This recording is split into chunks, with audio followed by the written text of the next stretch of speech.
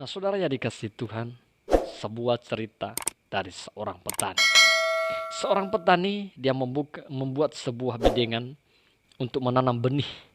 Dan ketika dia menanam benih ini, saudara-saudara yang dikasih Tuhan, dia punya keyakinan bahwa benih ini akan tumbuh. Beberapa hari kemudian dia datang dan dia lihat lahannya. Dan setelah dia melihat lahannya itu, saudara-saudara, dia melihat benih itu tumbuh. Dan dia melihat benih itu tumbuh menghasilkan daun. Nah, kemudian saudara dia tinggalkan lagi. Dan setelah itu beberapa hari kemudian, beberapa minggu kemudian dia lihat kembali.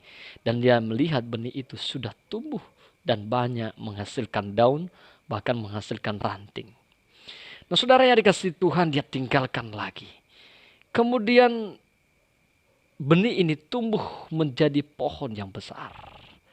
Kemudian pemilik seorang petani ini dia datang kembali dan dia lihat benih yang dia tanam itu sudah menjadi pohon yang besar.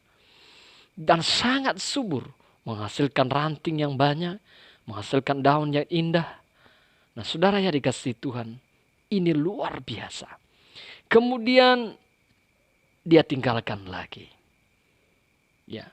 Setelah dia meninggalkan lagi, dengan sendirinya pohon ini tumbuh dan menghasilkan buah.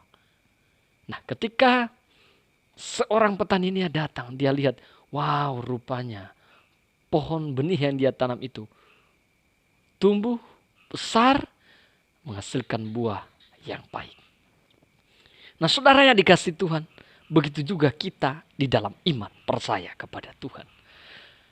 Bertumbuh di dalam iman. Saudara, bagaimana kita bisa bertumbuh di dalam iman? Seperti petani ini tadi, saudara. Dia menaburkan benih itu dengan penuh keyakinan. Benih ini akan bertumbuh, akan tumbuh dan menghasilkan pohon yang besar, yang bisa menghasilkan ranting yang banyak. Dan kemudian pada akhirnya dia menghasilkan buah yang matang. Saudara, bagaimana kita bertumbuh di dalam iman? Jelas kita melihat, saudara, dalam sebuah cerita daripada firman Tuhan, katakan di dalam Markus 4 ayat 26 sampai 29 katakan, lalu kata Yesus, beginilah hal kerajaan Allah itu seumpama orang yang menabur benih di tanah. Jadi jelas tadi saya sampaikan, saudara, bahwa poin yang pertama yang kita harus dengar di sini adalah mendengar firman Tuhan. Orang yang bertumbuh di dalam iman, benih daripada firman yang ditaburkan kepadanya, dia dengar. Ya, dengar-dengaran. Orang yang mendengar firman Tuhan itu dia tanam di dalam hatinya. Bukan masuk ke telinga kiri lalu keluar ke telinga kanan. Saudara yang dikasih Tuhan, bagaimana kita sebagai orang Kristen ini ketika ditanami oleh firman, kita merenungkan firman itu serta melakukannya dalam kehidupan kita. Memang tidak seperti instan saja itu akan terjadi dalam hidup kita. Memang kita harus mengerjakannya dengan pelan-pelan, maka akan membuat kita semakin hari semakin bertumbuh. Saudara yang dikasihi Tuhan, ingat bahwa Yesus sudah ingatkan kepada kita bahwa kerajaan surga itu seumpaman orang yang menaburkan benih. Jadi menaburkan firman. Maka saya katakan tadi, orang yang ditaburkan oleh firman Tuhan itu adalah orang yang dengar-dengaran dan dialah merenungkan firman itu di dalam kehidupannya. Lalu kemudian saudara yang dikasihi Tuhan, yang kedua, diubahkan oleh firman Tuhan. Orang yang ditaburkan oleh benih daripada firman Tuhan itu, dia mengalami perubahan dalam hidupnya. Jadi saudara yang dikasih Tuhan, kita melihat di ayat 27.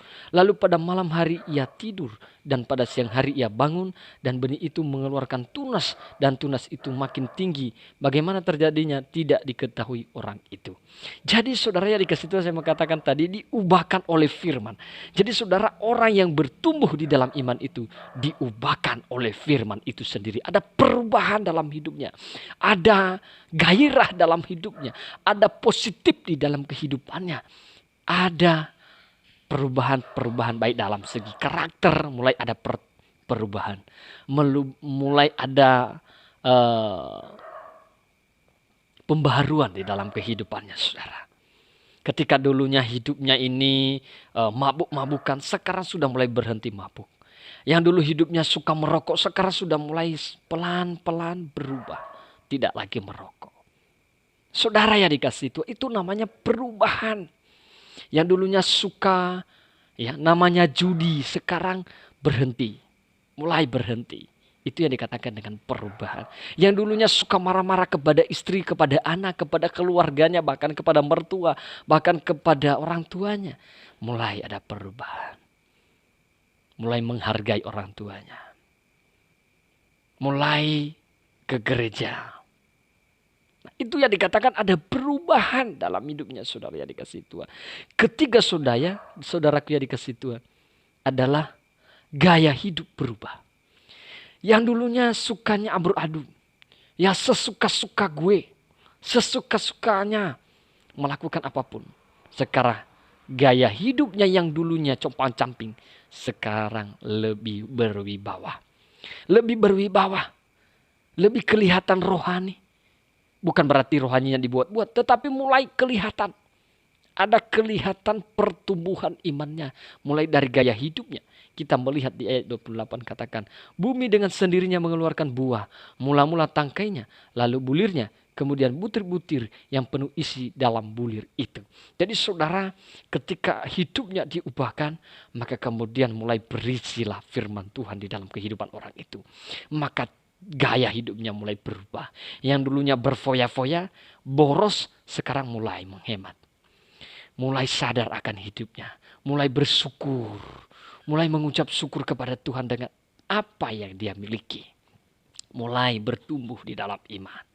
Mulai saudara yang dikasih Tuhan, mulai ada gaya perubahan dalam segi karakter, dalam segi cara bersosialnya dengan orang lain saudara. Maka ketika kita mau bertumbuh di dalam iman, maka kita harus menjadi pelaku daripada firman Tuhan itu. Yang keempat saudara adalah yakin akan keselamatannya.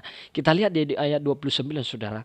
Apabila buah itu sudah cukup masa, orang itu segera menyabit sebab musim menuai sudah tiba.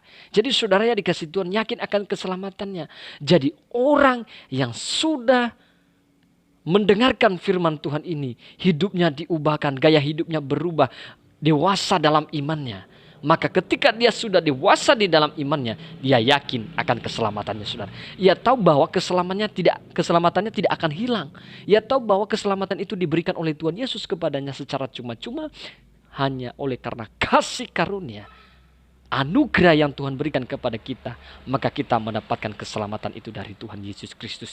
Jadi saudaraku yang dikasihi Tuhan, apa yang disampaikan kepada kita pada saat ini kiranya dapat memberkati kita bertumbuh di dalam iman. Yang pertama adalah mendengarkan firman Tuhan, yang kedua diubahkan oleh firman Tuhan, gaya hidup berubah, yakin akan keselamatannya dari Tuhan Yesus Kristus. Demikian saudara-saudara penyampaian perenungan ini, semoga saudara dapat diberkati oleh Tuhan Yesus Kristus. Amin.